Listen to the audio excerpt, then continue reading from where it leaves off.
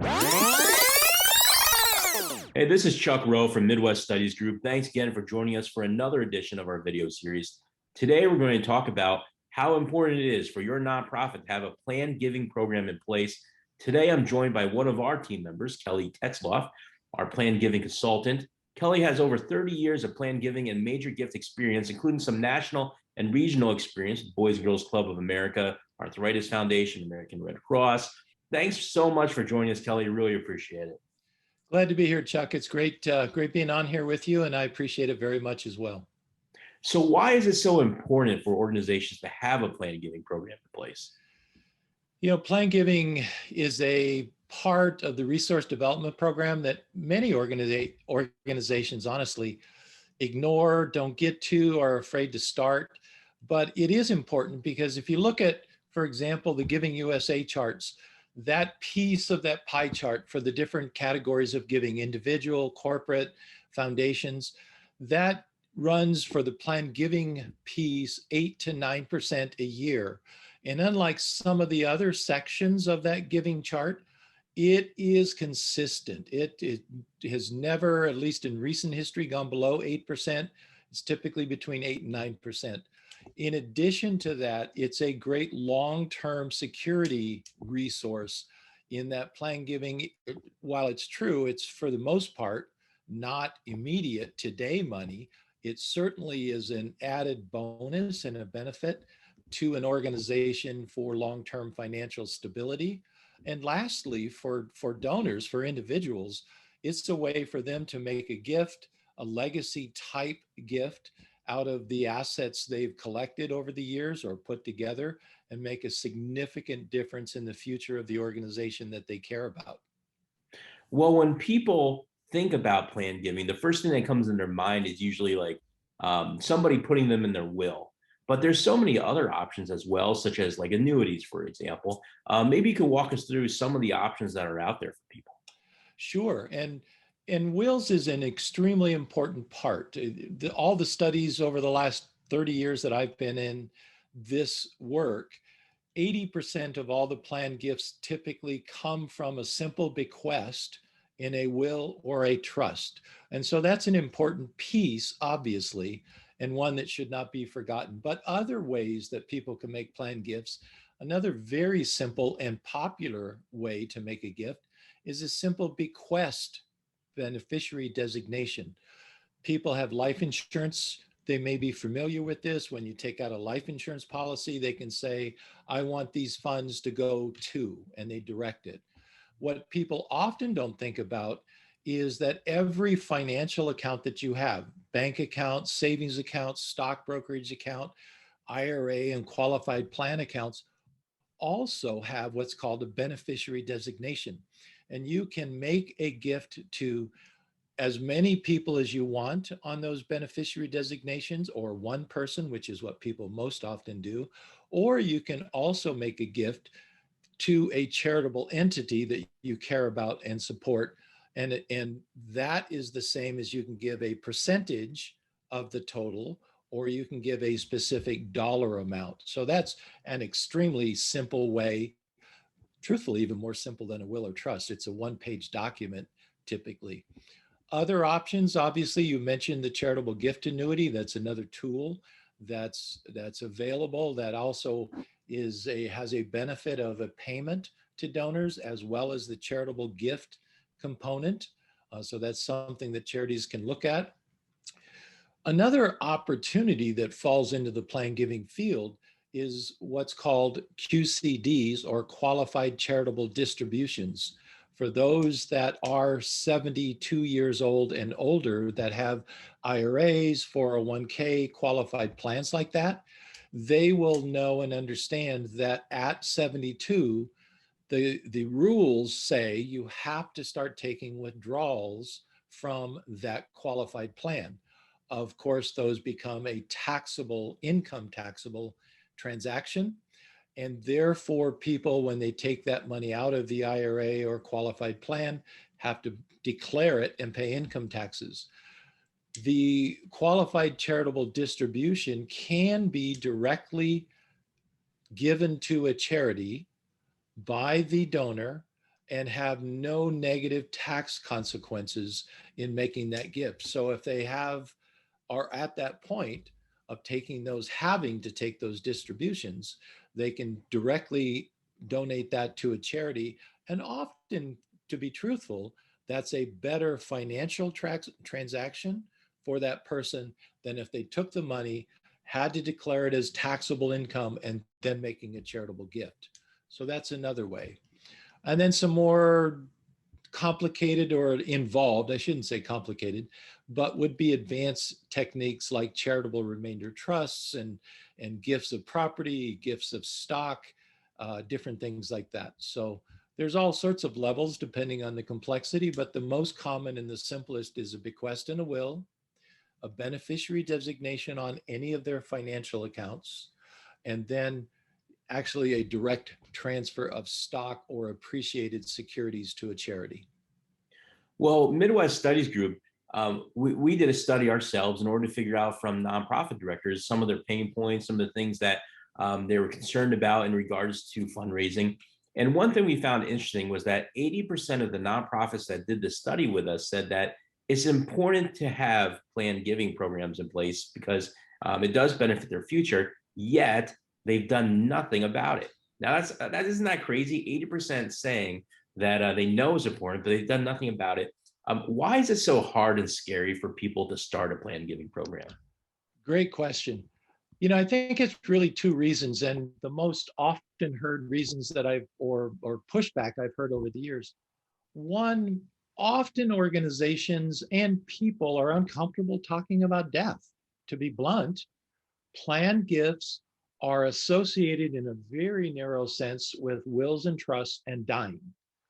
And in truth, when you talk about planned giving, people, you said earlier, they think of wills. Well, resource development, people think of that, but more often they go directly to the idea that, oh my gosh, we don't want to talk to people about dying. Death is an interesting, and it's a whole nother sociological and psychological discussion. So they're uncomfortable with that. And secondly, it's because planned giving in general over the years has taken on this aura of being highly complicated and wills and trusts, and you got to be a CPA or an attorney or all sorts of fancy, an advanced financial planner. And so people think, oh my gosh, that's too complicated, too in depth. I don't know anything. What if they ask me a question I don't know the answer to? And the answer to both of those, the answer to the first question is it's not talking about death.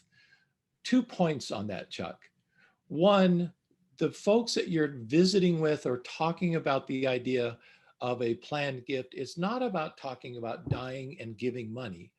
It's talking about you're passionate for the mission of the organization that you support. You're likely your best candidates for potential planned gifts are people that have supported you and supported your mission, your work for a long period of time. It may be $25 a year, it may be $2,500 a year, but the length of time they've shown a commitment that they care about the work your charity is doing. And so it's a discussion not about death and dying, but it's a discussion about a legacy, and because you care for the mission and the work that the charity is doing and making a difference, not just for today, but for the future. The second point of the complications and all the scary stuff is it really isn't rocket science. I always make the joke, look, if it was rocket science, I couldn't have done this job for the last 30 years. It's not that complicated. Yes, there are pieces if you get onto the higher end and the more complicated gifts, but that's at the point where you hire or have professional advisors helping you. 90% of the work in planned giving is as simple as let's have a conversation about ways that it can both benefit you and benefit the charity. And here are some ways through planned giving techniques that you might think about. And that's where Midwest Studies Group could be of service to people, is because even though you're saying what you're saying now, it's easier said than done. And so some people, they just cannot get over the fear of asking somebody about planned giving. And so we actually have a package where organizations could work with us to determine who we should talk to about planned giving and help give them warm leads for that. But then the second part of it, again, another item you bring up is that even though it sounds simple to sign someone up for plan giving, sometimes you don't know what you don't know. And so part of that package also includes getting some time spent with you where you can help advise them on the next steps of what they need to do for the plan giving program that they're going to start, or maybe for some of the people that through the study that we're able to give them those warm leads, how to make an ask, or what kind of avenue they should go in for plan giving. So anyways, that was my shameless plug for letting people know that they could do that package with us. But anyways, in regards to that package, and with you giving some support to those nonprofits on how to start a plan giving program, what are some of the topics that you're going to go over during that training? Well, the training and the package would include first a review of where you're at, because there are certain things that you need to have in place. A resource development program that's active and that you're working with. If you're a new charity or you have limited donors or limited connections, it's not good to try to jump to do a plan giving program. You have to have relationships. These are relationship gifts, they're not transactional gifts.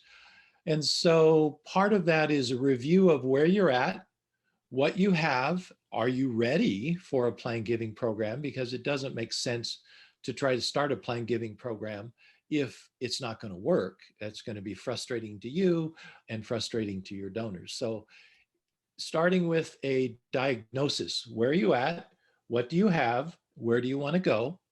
And then helping with the tools of actually implementing either what would be, I would term, a more passive plan giving program of putting out marketing. How do you have the conversation? How do you get people? Marketing plan giving, Chuck, is about one of two things in a passive or an entry level program. It's really about consistency of message, saying and talking about to your donors, to your existing donors, did you know you could make this kind of gift and make a significant difference in our future and the future of the work that we're doing? And the second thing is getting people to say, be often they've already made some form of planned gift. They have just never shared with you that they've done that. And so that's the basic entry level, and the package or the support that we would provide to someone or to an entity is, how do you put that message out there? What do you say? How do you have the conversation? I will say, by the way, I have never asked for a planned gift. It's a conversation about what the donor's desire is and what their legacy is and how they want to help the charity or the entity into the future. If in fact the charity or the entity wants to take it to a deeper level, second level plan giving program, certainly we can help with forms. We can help with how do you build a professional advisor community that is going to support you in case those difficult questions do come.